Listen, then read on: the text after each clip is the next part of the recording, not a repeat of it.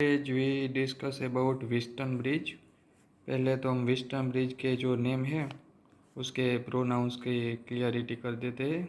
ये Winston bridge का pronounce है विस्टन, यहाँ टी साइलेंट है।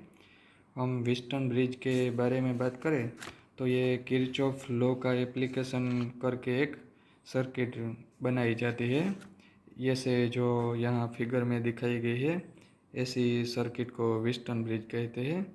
विस्टन ब्रिज में क्या होता है, ऐसा एक ब्रिज की तरह सर्किट बनाई जाती है। उसमें 4 रजिस्टर होते हैं, R1, R2, R3 और R4। ये 4 रजिस्टर को मिलाकर एक ऐसी सर्किट बनाई जाती है और उसके डायगोनली ऑपोजिट पेयर पर यानी कि पॉइंट ए सी या तो पॉइंट बी डी, यहाँ हमने फिगर में पॉइंट ए सी, ये डायगोनली ऑपोजिट पेयर के 2 पॉइंट है, 2 वर्टाइसिस ए और सी। ए और सी के बीच में वोल्टेज सोर्स यानी कि बैटरी कनेक्टेड ऐसे की जाती है। और जो दूसरे डायगोनली ऑपोजिट पेयर के 2 वर्टाइसिस है उसके बीच में गैल्वेनोमीटर कनेक्टेड किया जाता है। यह गैल्वेनोमीटर एक ऐसा डिवाइस है जो करंट या तो वोल्टेज को मेजर करता है। हम गैल्वेनोमीटर के बारे में डिटेल में नेक्स्ट चैप्टर में डिस्कस करेंगे। यहाँ हम याद रखेंगे कि गैल्वेनोमीटर करंट सेंसिटिव डिवाइस है और वो करंट को मेजर करता है। यहाँ बी और डी के बीच में गैल्वेनोमीटर कनेक्टेड किया गया है, इसलिए यह बी डी आर्म है उसको गैल्वेनोमीटर आर्म बोला जाता है। और ए और सी के बीच में वोल्टेज सोर्स यानी कि बैटरी कनेक्टेड की गई है, इसलिए ये ए और सी आर्म को बैटरी आर्म बोला जाता है। अब हम गैल्वेनोमीटर के वर्किंग के बारे में डिस्कस करते हैं। गैल्वेनोमीटर में जो ये गैल्वेनोमीटर है उसमें से जो करंट फ्लो होता है उसको हम आईजी बोलेंगे।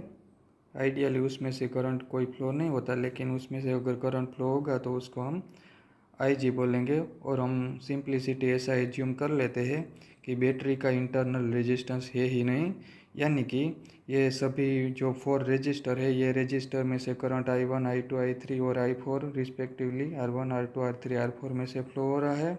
और अगर गैल्वेनोमीटर में से करंट फ्लो हो रहा है तो वो IG है।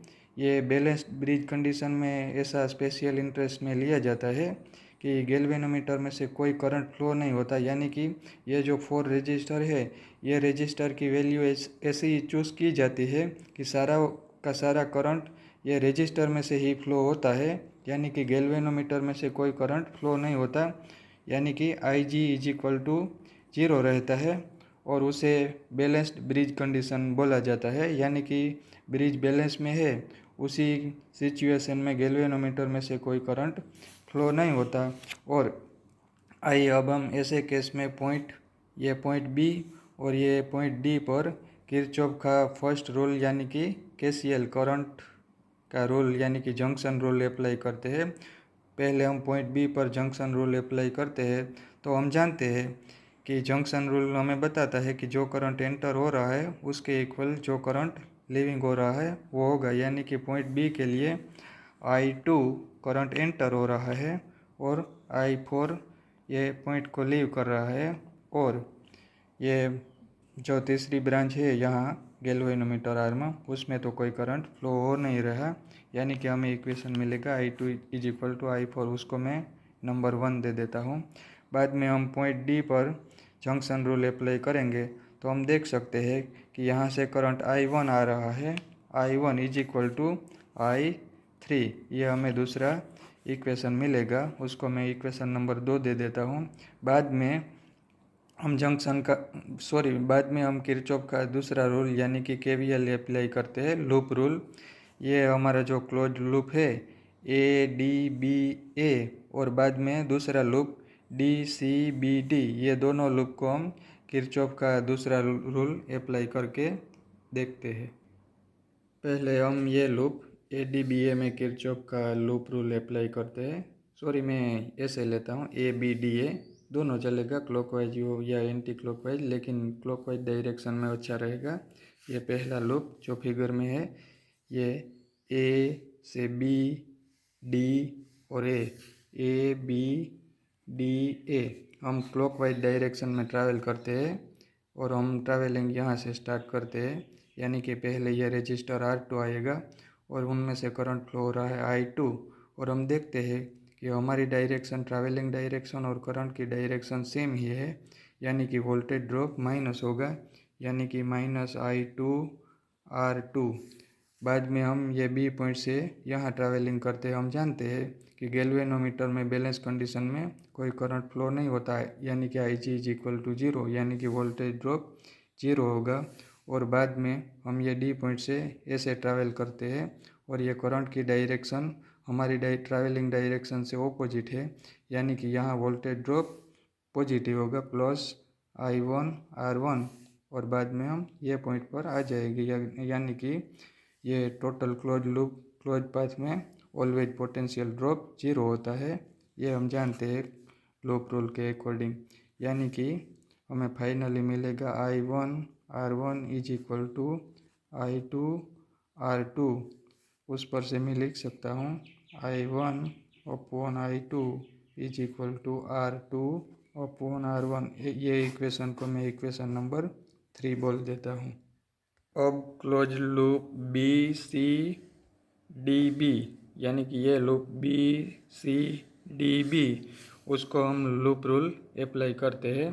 तो यहाँ हम फिगर में देखते हैं, ये बी पॉइंट से हम ट्रैवलिंग स्टार्ट करते हैं तो पहले रजिस्टर R4 आएगा और हमारी और करंट की डायरेक्शन सेम ही है, यानी कि वोल्टेज ड्रॉप नेगेटिव होगा, यानी कि -I4R4। बाद में हम ये सी पॉइंट से ये रजिस्टर में ट्रैवलिंग करेंगे और हमारी और करंट की डायरेक्शन ऑपोजिट है, यानी कि +I3R3 और बाद में गैल्वेनोमीटर में हम जानते हैं कोई करंट फ्लो नहीं हो रहा है, यानी कि 0 इज इक्वल टू 0, यानी कि मैं यहाँ लिख सकता हूँ ये टर्म ये साइड आ जाएगा। तो फाइनली हमें मिलेगा I3R3 is equal to I4R4। यहाँ से मैं लिख सकता हूँ I3/I4 is equal to R4/R3। इसको मैं इक्वेशन नंबर 4 दे देता हूँ। हमें किरचॉफ का रूल्स का यूज करके ये इक्वेशन 2 मिले थे, I2 is equal to I4 और I1 और I3। ये इक्वेशन को मैं यहाँ यूज करता हूँ, यानी कि current I1 is equal to I3 है, यानी कि इक्वेशन 3 को मैं ऐसे भी लिख सकता हूँ I1 is equal to I3 है और I2 is equal two equation 1 से हम जानते हैं I2 is equal to I4 है, यानी कि I3/I4 इज इक्वल टू होगा R2/R1। इसको मैं इक्वेशन नंबर 5 दे देता हूँ। अब हम देखते हैं कि I3 is equal to I4 पर तो हमें R4/R3 भी मिला। ये 4 और 5 को हम रिलेट कर देते हैं तो फाइनली हमें मिलेगा R4/R3 is equal to R2/R1। ये हमें जो कंडीशन मिली उसे हम अननोन रजिस्टर फाइंड कर सकते हैं। This equation relate 4 register and we easily find unknown register from this equation. Suppose we have in this branch R4 register is unknown. In this case, if R4 is unknown register and we know about R1 and R2, value of R1 and R2 is known, and then R3 is variable, take we variable register, then we choose the value of R3 such that galvanometer arm current is no flow और balanced condition. मेरे कहने का मतलब ये है कि हमारा R4 register unknown है, तो ऐसे केस में अगर R1 और R2 की वैल्यू नोन हो और R3 हम स्टैंडर्ड रजिस्टर ले और वो वेरिएबल हो, यानी कि R3 की वैल्यू वेरी करते रहे और ऐसी वैल्यू हम चूज़ करें कि जो बैलेंस कंडीशन दे, यानी कि IG इज इक्वल टू 0, तो ऐसे केस में हमें ये बैलेंस कंडीशन मिलेगी और हम ये बैलेंस कंडीशन से लिख सकते हैं R4 is equal to R3 into R2/R1।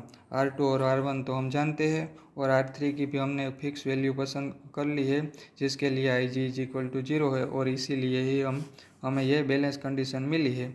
तो ये इक्वेशन का हम ये फॉर्मूला का यूज करके हम इजीली R4 यानी कि अननोन रजिस्टर फाइंड कर सकते हैं। और जो प्रैक्टिकल डिवाइस ये फॉर्मूला का यूज करके बनाया जाता है उसे मीटर ब्रिज बोला जाता है। और हम मीटर ब्रिज के बारे में नेक्स्ट सेक्शन में नेक्स्ट लेक्चर में डिस्कस करेंगे।